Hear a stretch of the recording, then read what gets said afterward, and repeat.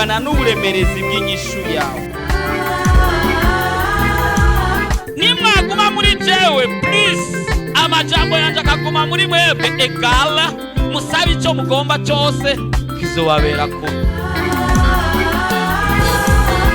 Ukeneye umwana, ukeneye kubaka, ukeneye kwishugwa ejo nk'aya mango, mu kwezi gukurikira nk'aya mango, mu mwaka uza nk'aya mango, ibyawe bigiye kumenyekana kandi bose bazokumenya uriwe.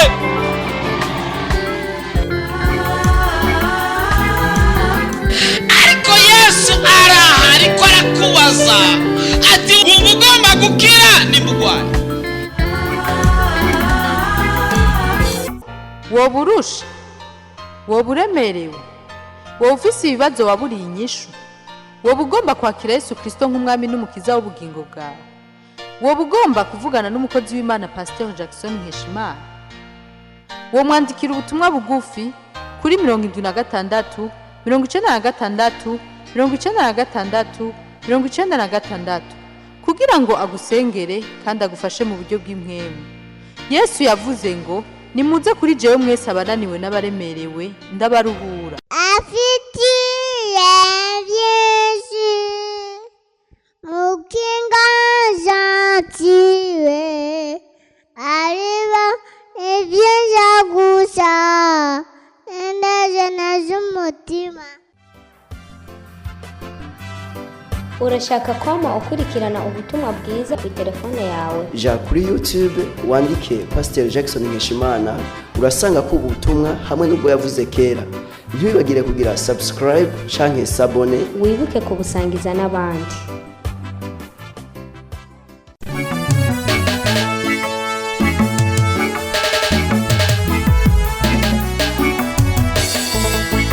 Ivyumba ndwi vy'amasengesho, vyumba visaba vya maombi. Chumba cha mbere cyabaye kwezwa. Chumba cha kwanza kimekuwa kutakaswa. Uno munsi turaza kwiga icyumba kigira kabiri. Leo tutajifundisha chumba cha pili. Nyemerera sintangure kukivuga, nikubalie nisianze kukisema, ariko numenda kivuga tugeze hagati, lakini kisema tukifika katikati. Nta muntu numwe atarakomeretswa mu buzima. Hakuna mtu ambaye hajajeruhiwa katika maisha.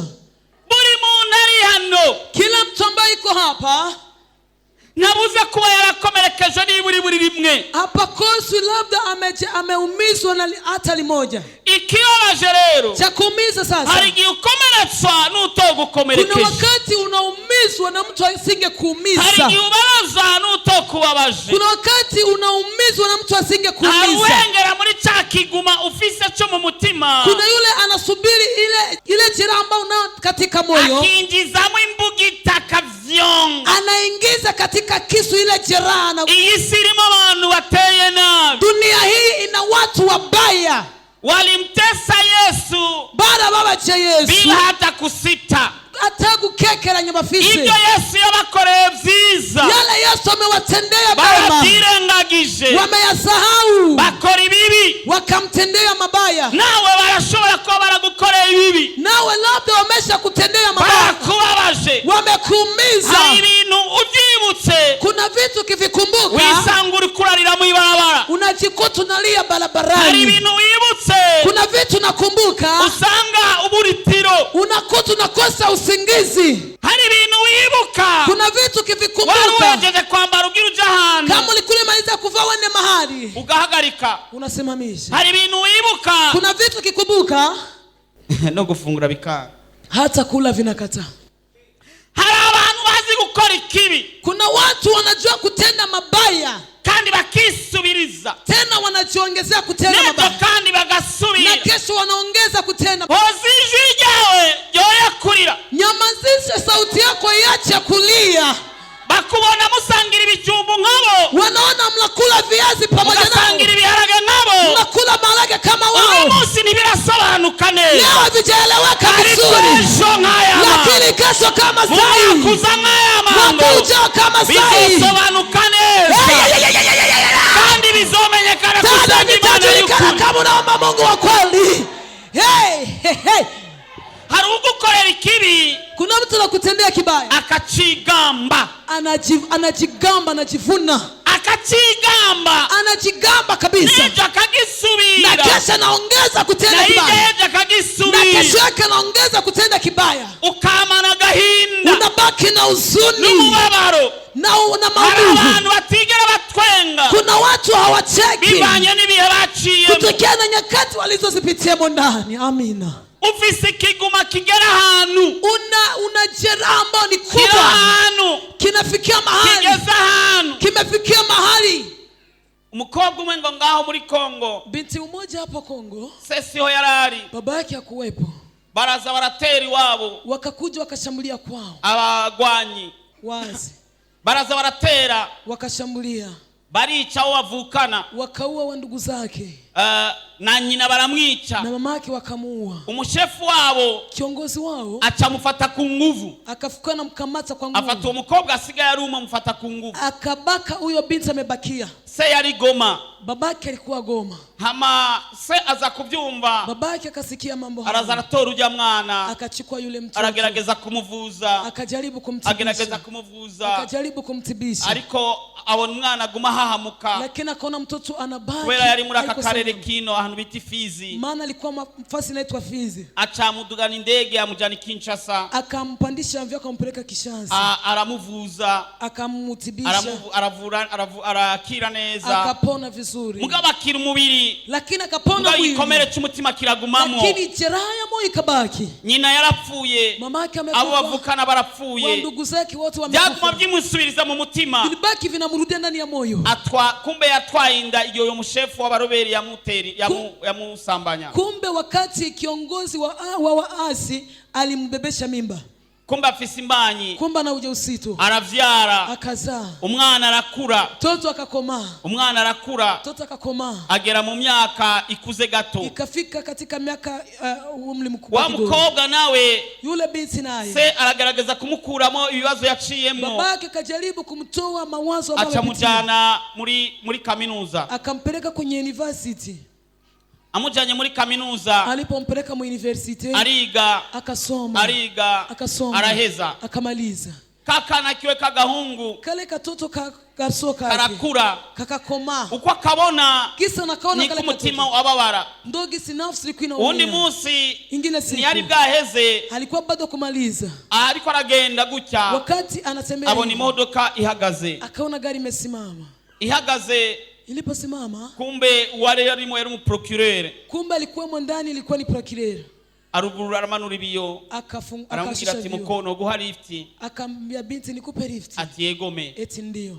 Baca barajana, Wakaenda kumenya pamoja. umuprocureur nawe ntiyari bwarongore, Kumbe ule procureur kwa bado kuoa, aca aramuresha. Mukobwa akamchumbia. arose procureur, Binti aliposikia hivyo barakundana, wakapendana, barategura mariage. wakaandaa harusi. Ku munsi wa mariage, Siku ya harusi bajya baje kumuha amakado, wale wanakuja kumpa makado, baca bamwita kazina kandi k'ubuhizi. wakamuita ingine jina ya ushujaa. Ari abasore bace bamuha kazina k'ubuhizi, bamuhamagara kazina k'ubuhizi atarazi, Kuna wagarso wanamuita kajina ka ushujaa nya kwa kazina majina. tokita kabwana.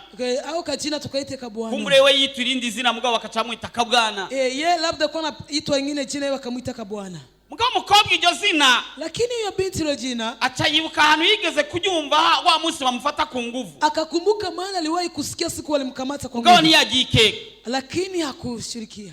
ntiyagikeka.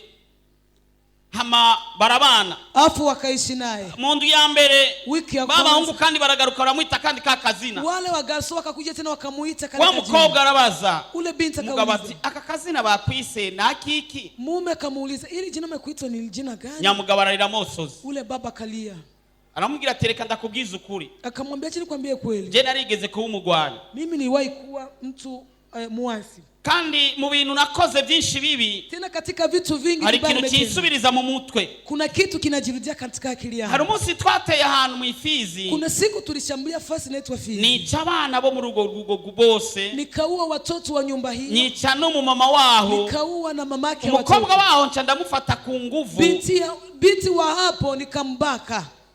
ati n'ubu vyama binsubiriza. Sasa na hivi vinabaki Ako kazina vinajirudia. nakubuhizi banyise kubera narakoze ikibi kibisha. Ako kajina nikaushujaa kwa maana nimetenda kibaya kikubwa. Uri wa mukobwa warongo waho hantu, Kwa ule binti ameolewa hiyo fasi. uri wa mukobwa wovyifata mu gute? Kama wewe ni ule binti utafanya nini? ni ganzori mkumuri kumati uri wa mukobwa uvifata mugutu. Mutikise mwenzako eti kama wewe ni ule binti utafanya nini? Ichigwa tuza kuiga ni chigwa chitwa guharira. Mafundisho ya leo inaitwa kusamehe. Guharira ni jambo ligoye. Kusamehe ni neno ligumu. Kubwira umukobwa ngo harire, kusema binti huyo asamehe biragoye. Vilikuwa vigumu. Biragoye. Vilikuwa vigumu. Biragoye. Vilikuwa vigumu. Uvyumva ku wundi, ukisikia kwa mwingine umva ngo birashoboka, unasikia kwamba inawezekana, ariko bikubayeko, lakini vikikutokea ni byoroshe, haviko rahisi. Guharira, kusamehe. Iri jambo guharira rifise isobanuro zitanu mu Kigiriki. Ili neno kusamehe lina tafsiri 5 kwa Kigiriki. Isobanuro ya mbere, tafsiri ya kwanza ivuga ngo afeimi ni Kigiriki, bisigura ngo gushira kure, inatafsiri kwamba kuondoa. Isobanuro ya kabiri ivuga ngo katariro, katario, bisigura kwezwa, inamaanisha kutakaswa. Isiguro ya gatatu ni diakiumu, diakiumu, bisigura kugorora, inamaanisha kunyosha. Isiguro ya kane ni geneo, ya ine bisigura kuvuka ushasha, inatafsiri kuzaliwa upya. Isiguro ya gatanu ni katalaso, tafsiri ya 5 takaraso, bisigura gusubiza hamwe, inamaanisha kurudisha pamoja. Ni byari byoroshe, havikuwa rahisi. Stefano bahejeje kumukubita amabuye, wakati walipomaliza kumpiga mawe, akavuga ngo data baharire, akasema Bwana wasamehe. Byari bigoye Yesu kubwirwa ngo kuvuga ngo, haikuwa rahisi Yesu kusema data ubaharire, Baba wasamehe, kuko batazi icyo bakora, maana hawajui walitendalo. Guharira, kusamehe, si nyungu ya nyene guharirwa, si faida ya yule wa kusamehewa, ni nyungu ya nyene guharira, ni faida ya yule ambaye atakayesamehe. kuko wagukoreye ikibi, maana aliyekutendea kibaya arashobora kuba atanazi ko ari kibi yagukoreye, labda asijue kwamba amekutendea kibaya, arashobora kuba atanibuka, labda hakumbuki, arashobora kuba abona umenga yagikoze ari gito akeneye gukora n'ikindi kinini, labda amekifanya naona kama ni kidogo anastahili kutenda kikubwa, ariko uko mubona, lakini gisi unamuona ni kujingitwa, ndo gisi unaumia, ni kuburitiro, ndo gisi unakosa usingizi, niko byanga kujama, ndo gisi vinakataa kwa niko byanga kuja, ndo gisi vinakataa kwa mtakula. Chiwaze Yosefu ali kumwe na bene wabo. Yusufu wakati alikuwa na nduguze, yicaye hagati, alipoenda katikati, yabonye bya bindi byose uko byabaye, ameona gisi vyote vimekuwa, hama nabo bakaza baje kumurondera leo rero, wanakuja kumtafuta. ari wewe wari kubigenza gute? Kama ni wewe ungewatendea nini? Niturasoma ijambo, hatuyasoma nini? imirongo ijanye no guharira ni myinshi, mistari na usika na kusamehe mingi, siwezi pata nafasi ya kueneza. Ikindi gihe wengine wakati umugore abagore n'abagabo rimwe na rimwe baravyongana hagati kurimo, mume na mke, kuna wakati moyo wanagusana kidogo, nubabona batwengeranira ngaha ku rusengero, usione wanachikiana hapa kanisani. Ari bamwe mu gutaha umwacha, kuna wengine mkondoka umoja anapitia huku mwingine anapitia kule, muhiruka sanga ni Ukraine na n'Uburusiya, unakuta nyumbani ni Ukraine na Urusia. Yesu ashimwe. Amen. Yesu ashimwe. Amen. Yaba umugore yaba umugabo, ikiwa mume na mke, bisaba guhariranira, inaomba kusameheana, kuko imbabazi zitabayemo, maana msamaha usipokuwepo. Undi munsi umugore n'umugabo barampamagara, ingine siku mume na mke wakanita, ati nyaruka, eti njoo haraka tugira tuvane, ili tunataka tuachane, kila mtu kivyake, umuntu wese akamate mia yake.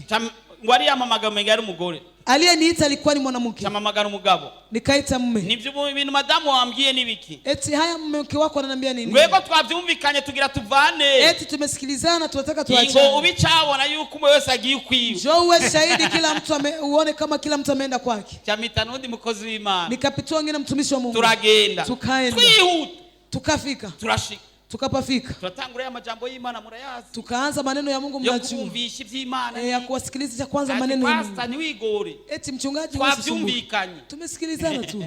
Mudamu none twavyumvikanye nangora, tumesikilizana inashinda, ne mushinga na twavyumvikane, wewe mama tumesikilizana, twavyumvikanye kabisa, tumesikilizana kabisa.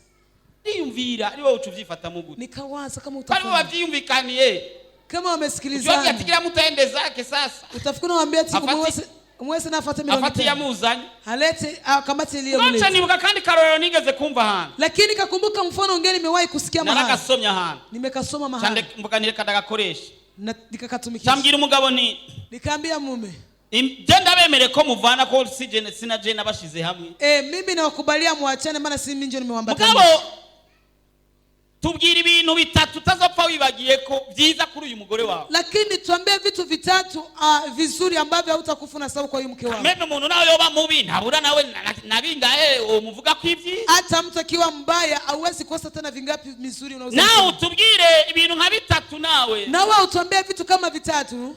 Genda haja wiyumvira mugaruka. Uende pale uwaze urudi. Baje bose barira. Walikuja wote wanalia. Nukuri mudamu. Nubwo yankoreye ibi. Ijapokuwa baitendea haya na haya. Sinibaza ko nzoro nkundi mudamu amezu acavuga ivyiza. Avuga n'ikindi cyiza. Akasema kingine kizuri cha. N'umudamu nawe ararira. Naye mke wake akalia. Nukuri mugabo wanje nawe yarameze kunogo. Ijapokuwa Mungu alikuwa hivi. Sinibaza ko muri isi harundi mugabo mwiza afise ibi n'ibi. Kama katika dunia kuna mume ana vizuri hivi na hivi. Bacha barahoberana bacha barabiheba. Wakakumbatiana wakaacha madivorce. Buja ibibazo aho biri. Matatizo mahali yalipo. Nikudaharira. Ni kutokusamehe. Bigatuma umubona ibibi gusa. Vinasababisha unaona mabaya tu. Nimba yakoze ikibuno munsi. Kama ametenda kibaya leo. Ariko yarigeze gukora iciza. Lakini aliwahi kutenda kizuri. Imana yoguma yibuka mabi wakoze wewe. Jiweze Mungu akibaki anakumbuka mabaya umetenda wewe. Wibaza hari kindi Imana yokwirigwira akora kandi mu buzima bwawe. Unaweza kwamba Mungu anaweza kutenda hata kizuri katika maisha yako. Ariko kubw'inyungu zayo. Lakini kwa sababu ya faida zake Mungu. Iramuharira ikirenganira. Anasamehe anajipitia. Inkozi zibibi zamaho. Watu wabaya ama waasi wanakuwepo. Niyo mpamvu. Ndio kwa maana. Ugumye ubabazo n'ibibi bikorwa n'abantu. Ukibaki unaumizwa na mabaya na tenda una wanadamu. Unakumutitara kubera ibibi by'abantu. Unabaki unakwazika kwa sababu ya matukio watu. Inzara z'amano zizohera. Makucha ya miguu ya itanguka. Dusomye Luka 17 ku murongo wa mbere n'uwa kabiri. Luka 17:1. Ubutumwa bwiza bwanditse na Luka 17 ku murongo wa mbere n'uwa kabiri. Luka 17:1-2. Havuga ngo kandi abwira abigishwa biwe ati bitsitaza abantu nibizobura kuza ariko bizana azobona ibara ivyo bavyiza nuko yohambiriye urusyo ruremereye kwizosi agatererwa mu kiyaga kuko atsitaza numwe muri aba bato Imana ihabwa icubahiro. Abatsitazayi ntibazobura. Wale waleta vikwazo hawatakosa. Ariko baragowe abo batsitaza abantu. Lakini wale ambao wanakwaza wengine. Hari umuntu atsitaza. Kuna mtu anakwaza. Akagutsitaza. Anakukwaza. Bivuye ku mutima. Inatoka kwenye moyo. Hari umuntu agutsitaza mu rugo iwawe. Kuna mtu anakukwaza ndani ya nyumba yako. Ni umukozi wazanye ngo agukorere. Ni mtumishi umeleta kutumikia. Ngo akagutsitaza. Lakini anakukwaza. Ni umwana ureze. Ni mtoto umemlea. Ariko akagutsitaza. Lakini anakukwaza. Ni umuririmbyi muri korale. Ni muimbaji katika kwaya. Ariko akagutsitaza. Lakini anakukwaza. Ni umunyeshengero. Ni mtu wa kanisani. Ariko akagutsitaza. Lakini anakukwaza. Uongo kweli? Kweli. Buja no mu mashengero. Hata makanisa. Hari abantu pastor abona avuye mu ishengero akavuga ati haleluya. Kuna watu mchungaji akiona wakitoka kanisa anapumzika anasema haleluya. Hari umwana agiye kwiga muri eterna. Kuna mtoto anaenda kusoma mu eterna. Urumuvye akavuga ati oh. Wewe kama ni mzazi sema au. Hari umugabo aronga kazi ruguru. Kuna mume anapata kazi huko bilimani. Urumva mukavuga ati oh. Wewe kama ni mama unapumzika unapumua. Hari umuririmbyi muri korale ba chef de korale. Kuna muimbaji katika kwaya wa chef de korale. Ava muri korale. Anatoka mkwaya. Wakati hao. Unapumua au. Uongo kweli? Kweli. Uongo kweli? Kweli. Ibitsitaza nibizobura kuza. Vikwazo vitakosa kuja. Aragowe utsitaza abandi. Lakini ni ole wake yule anakwaza wengine. Yo kabaye vyizi atavuka. Ingalikuwa vizuri asingezaliwa. Ariko nawe nubwo yagutsitaza. Lakini nawe hata kama atakukwaza. Utegereza kumuharira. Inakubidi umsamehe tu. Kuko kutamuharira. Maana kutokumsamehe. Usanugiye mu ibohero. Unafananishwa na mtu anaenda gerezani. Ego ukudaharira. kutokusamehe bingana n'umuntu ari mu ibohero. vinafananishwa na mtu yuko gerezani. Haleluya. Amina. Dusomye Matayo 18 ku murongo wa 35. Mathayo 18 35. 35. Matayo 18:35. Mathayo 18:35. Havuga ngo na data wo mu ijuru niko azobagirira nimutaharirana umuntu wese ngo aharire mugenzi we bivuye mu mutima. Imana yabwe icubahiro. Umuharire bivuye mu mutima. Umsamehe kutoka ndani ya moyo wako. wako. Kuharira umuntu umupfena ati nakusamehe. Kuna kusamehe mtu unamfetea ati ndakubabariye. Mugabo ntuzusubire. Lakini usiongeze. Ariko hariho no guharira bivuye mu mutima. Lakini kuna kusamehe kutoka ndani ya moyo. Uyu yari umugabo. Huyu alikuwa ni baba. Yari yahariwe n'umwami. Alikuwa amesamehewa na mfalme. Yari yahariwe ibihumbi 10. Alikuwa amesamehewa turu 1000. Yafise deni ibihumbi 10. Alikuwa na deni ya 10,000. Ama nyamwami atagomba kumushirisha mu gasho. Mfalme katika kumtia gerezani. Ngo acagurisha n'abana biwe n'umugore. Auzishe watoto wake na mke wake. Ama mugabo mu nyuma mugirira impuhwe. Lakini baadaye mfalme akamsamehe. Aramubwira ati ndakurekuye. Akasema nakuachilia. Nyamugabo ageze mu nzira. Ule baba alipofika njiani. Atahura n'umufiti ijana. Akakutana mtu ambaye kuna deni lake la 100. Atamubwira ndagufungisha. Akasema nitakutia gerezani. Acaramufata amushira mu gasho. Akamkamata akamtia gerezani. Ingo muraza kwisoma mugeze muhira muraza kwisoma guhera hejuru. Mutasoma kuanzia juu. Umwami waza kumubwira ati wa undi warishi wahebeye 10,000. Mfalme akamwambia ule ambao umeachia 10,000. Afungishije umufiti deni ya ijana. Amefungisha mtu ambaye ana deni lake la 100. We Imana urazivye gwari ingene bingana. Wewe unajua yale Mungu amekupatia gisa na patapata. Urazi ingene wahora uvyonga wewe. Unajua gisa wewe unaharibu. Urazi mabi yawe wewe. Unajua mabaya yako wewe. Urazi ukora mu ijoro wewe. Unajua yale unatenda usiku wewe. Ariko Imana yarabiguhari. Lakini Mungu akakusamehe kila kitu. Ariko umuntu yakwivye umukeke n'ubu uracamwidoge. Lakini mtu amekuiba mkeke na hivi ngali unanungunika. Wagusunuye muri bisi n'ubumva bohura wo mukubita umutwe. Aliyekutendea mwa hivi ukikutana na utampiga tatizo. Wagusunuye muri bisi. Aliyekusuguma kwenye basi. N'ubumva umenga mwohura wo mukubita. Na hivi unasikia mkikutana unaweza kumpiga. Ariko ivyo hariwe nivyo vyinshi. Lakini yale wewe umesamehewa ndio mengi. Mugamba acavuga ngo ko ase guharira ujya wavyike nanje naguhariye vyinshi. Mfalme akasema kwa sababu umekataa kusamehe mwenzako na mimi nimekusamehe kwa mengi. Ati ngira ndagufungisha. Ingia nawe gerezani. Injira mu gasho. Ingia gerezani. No Yesu yacavuga ngo ndipo Yesu akasema na data wo mu ijuru niko azobagira. Eti na baba leo mbinguni ndio sasa wafanye. Ni mutaharirana. Musiposameheana. Umuntu wese ngo aharire mugenzi we. Kila mtu asamehe mwenzake bivuye mu mutima kutoka ndani ya moyo. Haleluya. Amen. Mbega uharira kangahe? Je, unasamehe mara ngapi? Hari abantu bavyonga. Kuna watu wanaharibu. Yesu ashimwe. Amen. Numukozi wo munzu. Ni mtumishi wa munyumba.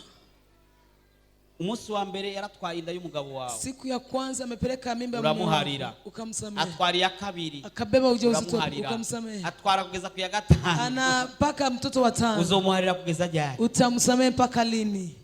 Nyiganza mugenza wati umuharira kugeza jari. Mutikise mwanza kunaweza msamehe mpaka wakati gani? Mutonya wawe umufatanye umugabo wawe. Mdogo yako na mkamata na mume wako. Ijambere aragusavye imbabazi. Mara kwanza nakuomba msamaha. Mugira kabiri aragusavye imbabazi. Mara pili nakuomba msamaha. Mugira 20 aragusavye imbabazi. Mara 20 nakuomba. Uwo muharira kugeza jari. Utamsamehe mpaka turu ya ngapi?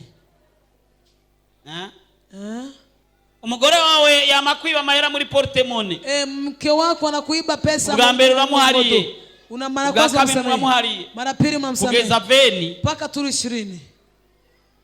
Umuntu yaratse kukwica. Mtu aliponea kufa. Azari ngora kurasa. Analeta bunduki akakupiga risasi. Ikapita. Acharazara kusaba imbabazi. Akakuja kuomba msamaha. Ugira kabira gushira isumu. Mara pili anakutia sumu. Iraguhatsa. Ikakuponea. Aragusaba imbabazi. Akakuomba msamaha. Ubwa gatatu azani panga. Mara 3 wanaleta panga. Arayikubita. Anapiga. Itema ngaho nyene uravugwa. Kapiga hapo lakini ukatibiwa. Gutyo kugeza inshuro 20. Mpaka turu 20.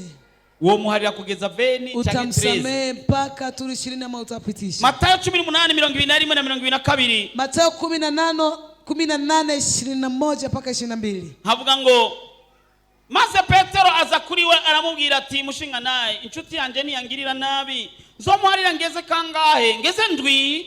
Yesu aramubwira ati jewe sinkubwira yuko ugeza indwi ariko ugeze indwi gushitsa ibiheta ngabo 70. 7 fois 70 ni combien? 490. 490. Umufatanya umugabo wawe inshuro 449.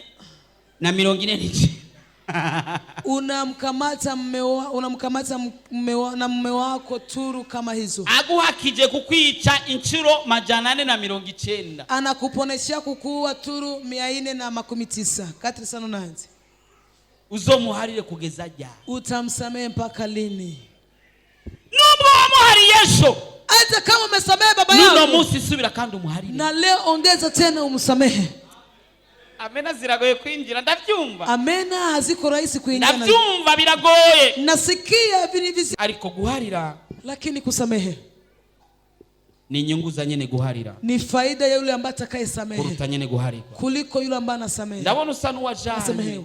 Naona uri kuribuka abantu. Unawaza watu. Uri kwirumva ati nanaka no muharira. Unakumbuka fulani ni msamehe. Seka kwere kimwe mu mpamvu zotuma umuharira. Acha nikuoneshe sababu mwanzo ambazo zinaweza sababisha msamehe. msamehe. Matayo 6:14-15 kandi. Matayo 6. Matayo 6:14-15. Matayo 6:14-15. Kuko nimwaharira abantu ivyaha byabo, na so mu ijuru azobaharira namwe. Ariko nimutaharira abantu ivyaha byabo, naso nawe nazo baharira ivyaha byanyu. Imana idufashe. Amen. Ni chumba cha kabiri cy'amasengesho. Chumba cha pili cha maombi. Turamaze kwezwa. Tumeshatakaswa. Ariko wejejwe utaraharira. Lakini umetakaswa bado hujasenga vyose. Yale yote tunaomba yote. Nawe nuraharigwa. Na wewe hujasamehewa. Sasa mbaya. Niganza mugenzi ati nimutaraharira nawe Imana ntiraguharira. Mwambie mwenzako eti kama hujasamehe na wewe Mungu hajakusamehe. Ikibazo kichakiza ati nanaki kibi yankoreye. Swali nakuja na fulani kibaya amenitendea. Hari umuntu yagukoreye ikibi. Kuna mtu amekutendea kibaya. Muharire kubw'inyungu zawe. Msamehe kwa ajili ya faida zako. Kugira nawe uharigwe.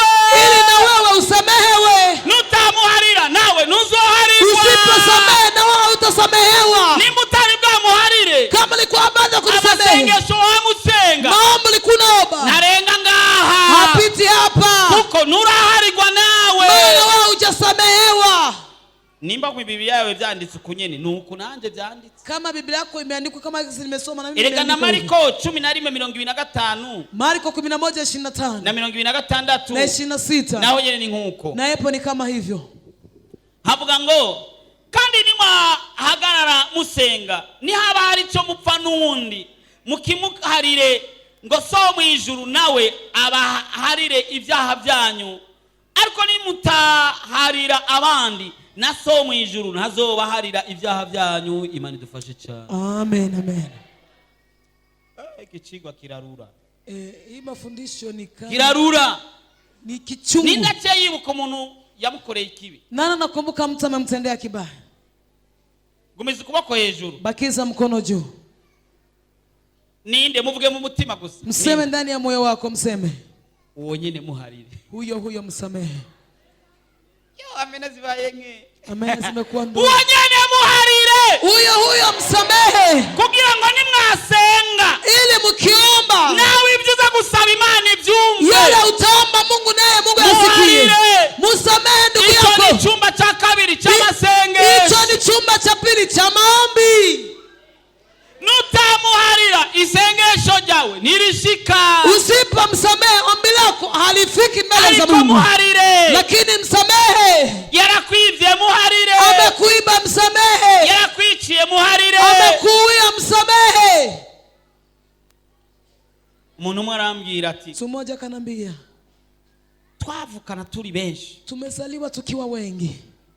Mugabo lakini cy'amagume wakati wa magume abana bo kwa Muyomba, watoto wa kwa Muyomba baraza wakaja barica abo tuvukana bose, wakaua ndugu zangu wote.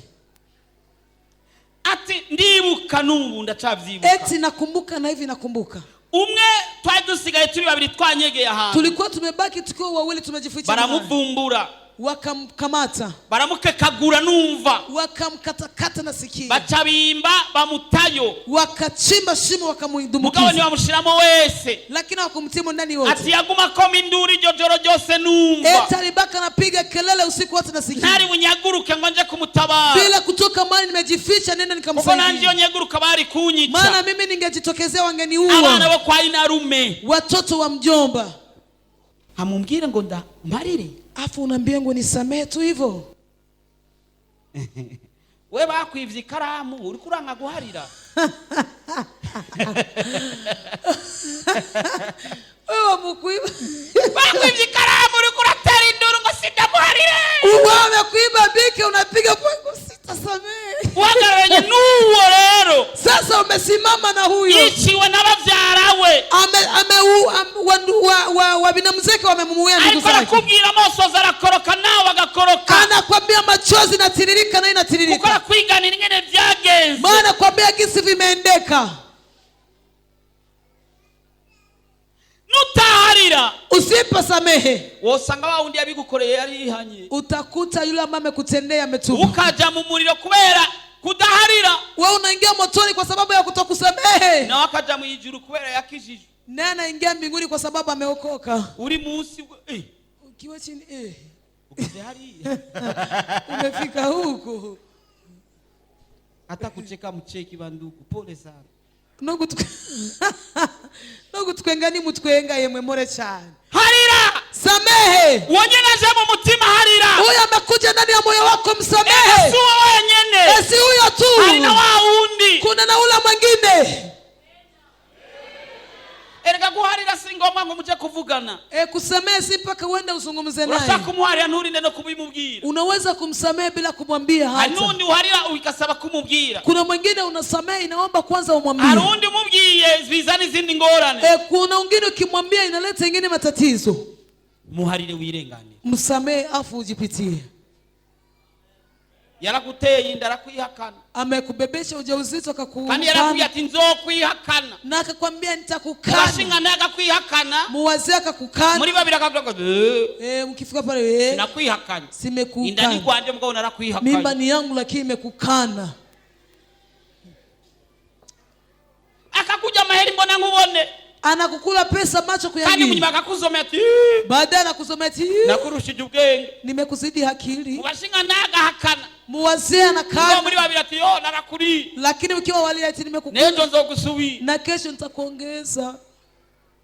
tindamuharire, Eti nimsamehe, muharire, msamehe ngo isengesho ryawe ryumvikane, ili ombi lako lisikilizwe mbinguni.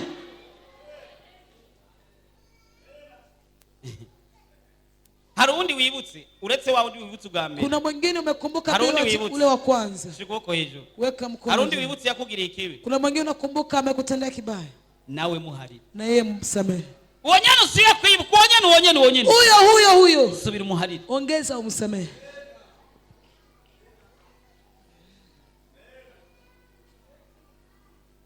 yakuvyariye abana batandatu bose nta n'umwe gwawe warimo, Alikuzaa watoto 6, hakuna hata mmoja wa kwako imo, kandi uheruka kubimenya vuba, tena umevijua hapa haraka, ubwo mutura abanyatwana unabaki dusa n'umubanyi wawe wahi inyuma, muharire, tunafana na jirani yako, msamehe. yarakuriye umushahara wawe amezi 15, Amekukula mshahara miezi 15, harira, samehe tu hivyo. yaragufashe ku nguvu, yarakona amekubaka. hari ibintu byinshi byagiye biba mu buzima, Kuna vitu vingi vimetokea kimaisha, ariko kubw'inyungu zawe, lakini kwa ajili ya faida zako, harira, samehe. tugira isengesho Tunataka tuwafanye ombi rikomeye cyane ambalo lizuri sana ryo guharira, la kusamehe, nanje ndaza kugusengera, nami nitakuombea. nyemerera duharire umuntu, Nikubalia usamehe mtu, usubiremo ano majambo, urudi maneno haya. nimba wemera kumuharira Kama unakubali kusamehe huyo uze mtu, kuvuga aya majambo mvuga, sema haya maneno nitasema. mu izina rya Yesu, Katika jina la Yesu ndahariye, nasamehe. ngura kuvuga ati Imana ndahariye naka, Anza kusema Bwana nasamehe fulani, nanje ngira ndagusengera, na mimi nataka Imana yumva nikombe. isengesho ryawe, Mungu asikie ombi lako. abantu bose wibuka bakuguriye watu wote unakumbuka wamekutendea mu kibaya, izina rya Yesu Kristo Munyanazareti katika jina la Yesu Kristo wa Nazareti nakweretse uyu mwene data na kuonesha huyu ndugu yarakorewe ikibi kibisha, ametendewa kibaya mno. hari ibintu umuntu yumva umenga niyo Kuna byihanganira, vitu mtu anasikia kama vile asivumilie, ariko nibiruta ingene bari bakubamvye Yesu, lakini si sawa sawa na gisi wamekusulubisha. barakubamvye abo Wamekusulubisha, wagiriye neza barakubamvye, wale ambao umetendea mema abo wamekusulubisha, wakijije bavuze ngo nubambwe, wale umeponya wamesema ariko kandi usulubishe, uravuga ngo Mana baharire, lakini baadaye ukasema Bwana kuko wasamehe, batazi ico bakora. maana wajui Nami walitendalo. ndakweretse abere data Bwana kuonesha hawa ndugu bemeye guharira, wamekubali kusamehe, kandi ngo bivuye ku mutima, tena vimetoka ndani ya moyo kuko niko wao, ijambo ryawe ribivuga. ndio gisi neno lako lisemavyo, Ndagusavye Mana ugire na neza, kwamba Bwana utende nawe mema, wagirire neza, na uwatendee nabo mema, baharire. na uwasamehe Icyahora ari kiguma mu mitima yabo, kile kilikuwa kama jeraha ndani ya mioyo yao, icyahoze cyaraboze mu mitima kile yabo, kilikuwa kama kimeoza ndani ya mioyo yao. Mana ukibakurireho, Baba ukiondolee, basure kandi gutoha uongeze tena mu izina kuutawi rya Yesu, katika jina la imbabazi Yesu, zawe ziboneke kuri bo rehema nabo, yako ionekane kwao, n'abandi basaba imbabazi na hawa naombea igihe msamaha cyose, wakati igihe wote, cyose batahariye. wakati wote wa Mana kusamehe. waboneke, amaraso yako yawe wabonekeko, Bwana damu yako iwaonekanie, ibyahora bibatsinda yale ambayo kwa na ntibisure washinda kandi kubatsinda, isiongeze tena nimba bari kuwashinda. barahagaritse rasiyo, Kama wamesimamisha nimba bari rasio, barahagaritse kurihira ishuri maana walikuwa runaka, wamesimamisha kutipia nimba bari masomo fulani, barahagaritse gukora icyiza ku muntu, kama wamekuwa wamesimamisha kutenda kizuri kwa mtu, Mana Bwana, reka basubire kandi kugikora, acha ongeze tena kutenda urukundo mema, rwawe rwinjire muri bo, upendo wako uingie maze ndani yao, isengesho ryabo afu maombi yao uzokwa mubyumva uwe mwami, unayasikiliza ni mu Bwana, izina rya ni Yesu, katika jina la Yesu, amena. amen.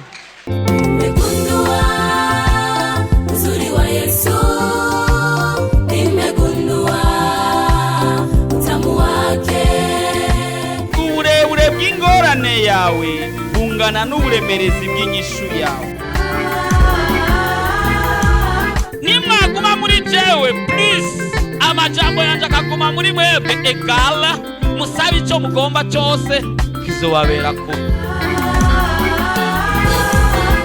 Ukeneye umwana, ukeneye kubaka, ukeneye kwishugwa ejo nk'aya mango, mu kwezi gukurikira nk'aya mango, mu mwaka uza nk'aya mango, ibyawe bigiye kumenyekana kandi bose bazokumenya uriwe.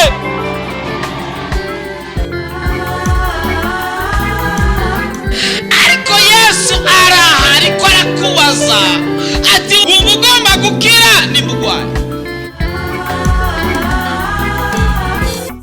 woba urusha, woba uremerewe, woba ufise ibibazo waburiye inyishu, woba ugomba kwakira Yesu Kristo nk'umwami n'umukiza w'ubugingo bwawe, woba ugomba kuvugana n'umukozi w'Imana Pastor Jackson Nkeshimana, wo mwandikira ubutumwa bugufi kuri 76 96 96 96 kugira ngo agusengere kandi agufashe mu buryo bw'impwemu. Yesu yavuze ngo nimuze kuri jewe mwese abananiwe n'abaremerewe ndabaruhura. afitiye byinshi mu kiganza cyiwe, areba ibyiza gusa indazana z'umutima. Urashaka kwama ukurikirana ubutumwa bwiza kuri telefone yawe? ja kuri YouTube wandike Pastor Jackson Nkeshimana, urasanga ko ubutumwa hamwe n'ubwo yavuze kera. Ntiwibagire kugira subscribe canke sabone, Wibuke kubusangiza n'abandi.